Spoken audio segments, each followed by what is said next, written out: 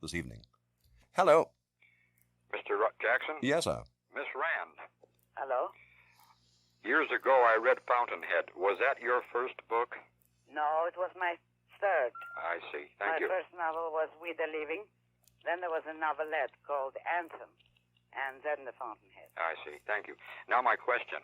Would you agree that it's an objective truth to say that American business was less circumvented by government in 1929 than it was in 1959? And if that be the case, how would your objectivism advise the action taken in contrast to what was taken at the crash time in 1929 and the subsequent several years down into the depths of 32 and 33 of continued deterioration? Was that government a good government to do what they did in stepping in? Or, if they hadn't, would they have fallen? Or, finally, is it nothing more than an admission that a government merely stepped in to attempt to stave up this other situation? No, I don't think you're putting your question properly. Philosophy does not give you directions for government policy of the moment, but if you want to state it in an issue of principle, what you're asking is, was it capitalism, that the free society that was responsible or that had caused the depression of 1929? Yes. Is that your question? I'll place it that way. Well, the answer is no. The depression of 1929, as well as all other earlier depressions in the history of capitalism, were caused by government interference into the economy, more specifically by government manipulation of the money supply.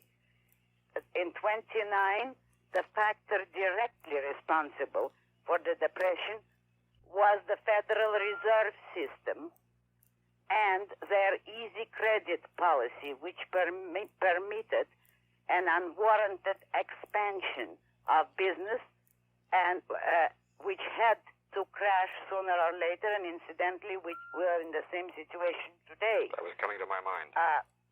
For details, bibliography on the subject, and books to read, I would suggest that you write to the Objectivist newsletter for a pamphlet entitled Popular Fallacies About Capitalism, written by Nathaniel Brandon. It will tell you in great detail in what manner the depression of 1929 was caused by the government. Now, as to your question about the Hoover government, was their policy proper? No, it was thoroughly improper, and the country would have had a chance to recover only if the government at that time had kept its hands off. It would have been bad, but it would have been of short duration, and there would have been a chance for the economy to get stabilized. As it was, Hoover originated all the controls, all the fundamental controls for which Franklin Roosevelt later took the credit, so that the fault was equally divided between the Republican Party and the Democratic Party.